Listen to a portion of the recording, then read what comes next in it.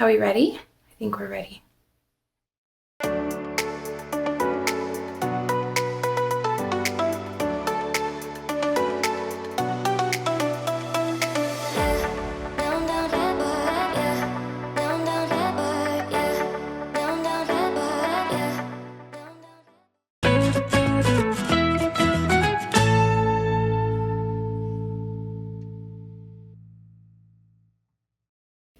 Hey y'all, it's Lily and Michelle. Thank you so much for joining me. You might know me as the girl behind the camera with Clint's Reptiles. I am super excited to have you here, and for today's video, I'm going to be introducing you to my beautiful friends who I love so much. One of those is Morticia, my pet black widow. We're going to be cleaning her enclosure and feeding her and just talking a little bit about black widow care and showing what wonderful, amazing pets they can be when they're cared for properly. I also wanted to introduce you to Eris and Aria. This is Eris. She's a vinegaroon and she is amazing. I fell in love with these the very first time that I met one. They just look like chaos or aliens or something, but the fact that they're so docile and practically harmless to humans is so cool, and I absolutely love having her. This is Aria, my baby pink-toed tarantula. Pink-toed tarantulas are an arboreal species, which is so cool. They live up in the trees. I'm really excited to be working on her enclosures. I'm going to be making a little nursery for her here very soon. And when she graduates to a bigger enclosure, I'm going to be putting her in a 12 by 12 by 18. I am going to be making bioactive enclosures for both Eris and Aria. I've been breeding springtails for a while, and I'm just wanting to get into breeding isopods. I love bioactive enclosures. I love plants, I love terrariums, and it is such a fun thing to do, especially when you have an animal that's going to appreciate it even more than you do. Other things you might expect to see on this channel are stories about animals. I love animals so much. They are a part of who I am. They're a part of my soul. I would not be complete without them. When I was little, we had thousands of animals, and I'm not exaggerating. We owned a pet store, we ran several rescues, we did wildlife rehabilitation with the state of Texas, and we even had a little series on Animal Planet. And I love to share those stories. Some of them are funny, some are sad, some are adventures or misadventures. And so I'm sure I will be sharing lots of stories from when I did all of that in my childhood. I'd also like to take you behind the scenes with Clint's Reptiles from time to time. As you probably know, we're just a group of friends that started this for fun in my basement, and we never imagined that it would grow into what it has, but it's been an absolute blast and an honor being a part of it, and I love the community that we've built. It's full of wonderful, amazing people who are doing really cool things for the hobby. Here are a few more topics you can expect to see on my channel: bioactive planted tanks and traditional aquariums and the occupants that go in them, how to celebrate life and live joyfully even when you have mental illness and serious chronic health issues, cleaning and organization to minimize stress and optimize health and happiness,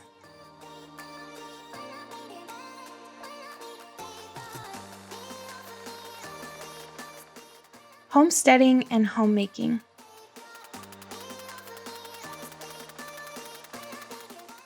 art, crafts, and DIYs.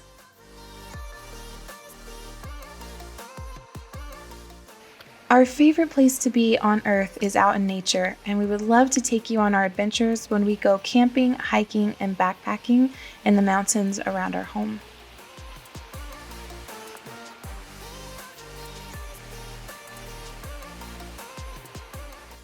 Please like and subscribe and hit that little bell so that you don't miss those videos. If you stay to the end of the video, we're going to be creating this very quick watercolor of my favorite spider, a jumping spider. They are so adorable and friendly and amazing at helping guard your home, so they are welcome friends in my house anytime. Are you still with me? Let's move on to taking care of Morticia. The first thing that I want to stress here is safety. We're going to go over some very basic information later on, but as we're starting to clean and open this up, I want to make sure that we are being as safe as possible. I have opted to keep Morticia in this plastic enclosure rather than a glass one like this because I have children in my home. And Morticia is in a room that is inaccessible to children at all times. She's high up on a shelf where she can have some privacy and some peace and some quiet. And this way, if anything ever does happen, it's plastic, it can't break, she can't escape, and the lid is on very, very tight. Also, I only do this maintenance care when no distractions are around, no children are around, and I place it in a box so that I have some sort of barrier just in case anything were to ever happen.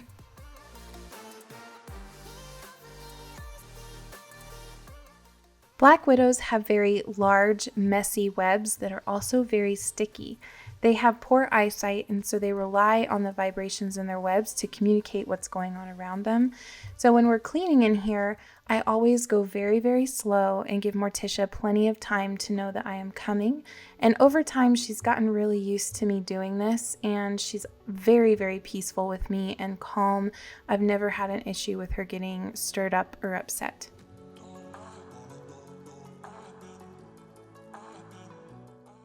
A really remarkable thing about black widows that you would only know if you kept one is that even though they have messy webs, they're actually really clean, routine animals. She always goes to the bathroom in the same place, which those are her little poops in the corner. And whenever she's done feeding, she always cuts the dead bugs from her web and drops them in the exact same spot. So it makes cleanup for me very quick and very easy.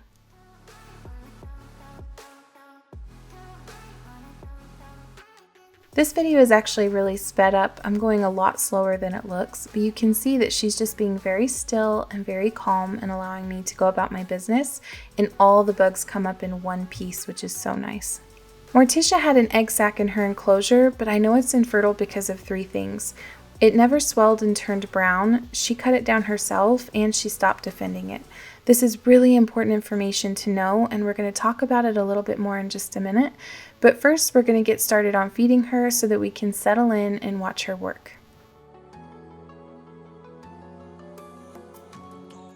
The first thing that she always does is rush over and lay down some additional web around her prey to ensure that it can't get away. Once she's satisfied with that, she does give it a little nip to anesthetize it. The mealworms are kind of armored, so she does give those multiple nips, and as you're about to see in a minute, they sometimes give her a little bit of trouble. I feed Morticia whatever I have on hand. Lately that's been mealworms, but I do try and offer her a varied diet of crickets, small hornworms, waxworms, or dubia roaches, pretty much whatever I have that is left over from feeding my leopard geckos. I don't use a schedule to feed her. I use the size of her abdomen to indicate to me when she needs a feeding. You want it to be nice and plump, but most importantly, it needs to be in proper proportion with the rest of her body. You never want it to be small and wrinkled or too large so that she's overeating. So just right in the middle where she just looks plump and healthy is perfect. It's my understanding that you don't need to offer water to black widows like you do tarantulas and other large species. As long as they're getting healthy prey, they should be getting enough liquid from their prey to sustain themselves. I opt to keep my enclosure very simple. The best suggestion I can give is to mimic whatever environment your black widow naturally lives in, or whatever environment you found them in. I live in an arid environment, so I opted to lay down a layer of sand to help me keep it clean, and then just put in the sticks and leaves that were already with her web when I found her. Black widows are nocturnal. They do need that natural day and night cycle to stay as healthy as possible. I keep her on a very high shelf in a corner behind some plants, so she feels very safe and protected, and it's very shaded during the day so that she can get rest. What you're about to see happen, I've never actually seen happen before, but it is something to be aware of. Right here, the mealworm gives her leg a bite, and this is in real time. She's frantically flailing around, I'm sure in pain, and then she goes over to the corner to take a little rest before going back and dealing with him. But you do want to be really aware and cautious of what you're placing as prey in your black widow's enclosure. Avoid putting really big things in there. You know, they can get hurt by the things that they're eating, and you can't always prevent it happening. It's just an occupational hazard of how they have to eat. But just be really deliberate and careful about what you're choosing to put in there, and never put in more than they need. Let's finish up our basic care information about the black widow. Depending on your widow's age and the circumstances that she came to you, she could lay an egg sac like the one that you saw I removed today. And if there's ever been a chance that she could come in contact with a male, those eggs could be fertile. And they do store sperm in their bodies for long periods of time. My suggestion would be to immediately remove the egg sac as soon as they're done, very carefully and very safely. They are protective of the eggs. And then to deposit those into the wild so that those babies have an opportunity to live out a natural life. But believe me, you do not want 200 teeny tiny widow babies parachuting around your house. That would be a disaster.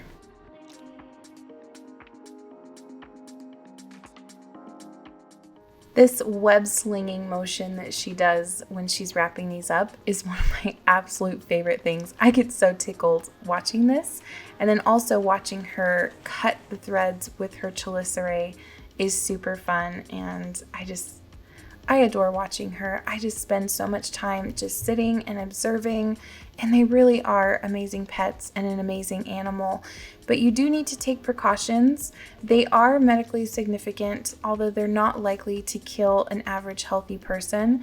But people with immune compromises or children or elderly people do need to be really cautious. Some hopeful information comes from Wikipedia. Studies within the past several decades have been unable to confirm any fatalities from this or any other U.S. species of Latrodectus. 0 fatalities among 23,409 documented Latrodectus bites from 2000 to 2008. This species of spider really gets a bad rap, but in reality, they are extremely shy and very non-aggressive. It really takes a lot to force them to use their venom because the venom is so expensive for them to produce, and they would much rather use that venom on their prey, which is what it's designed for. Most every bite is an accidental occurrence because of us coming in contact with them and not being aware of it. So the best thing that we can do is be aware of our surroundings, and when we do come in contact with them, to respect them and give them space. And if you choose to become a keeper, do your research, be safe, and just love them from a distance and enjoy watching them for the amazing, magical, wonderful creatures that they are.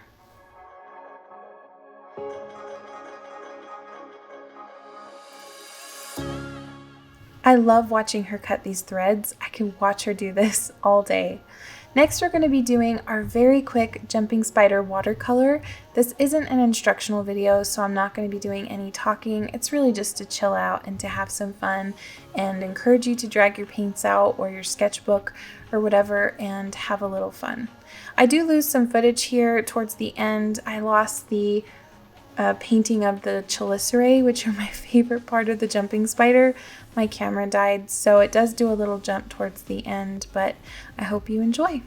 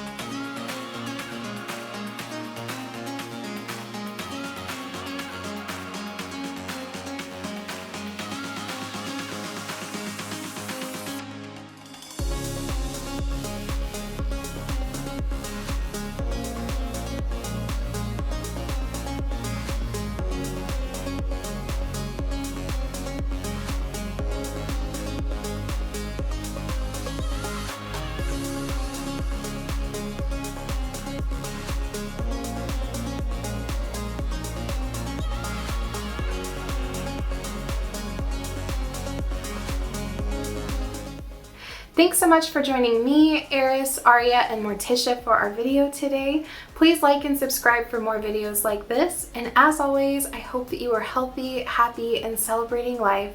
And until next time, take care.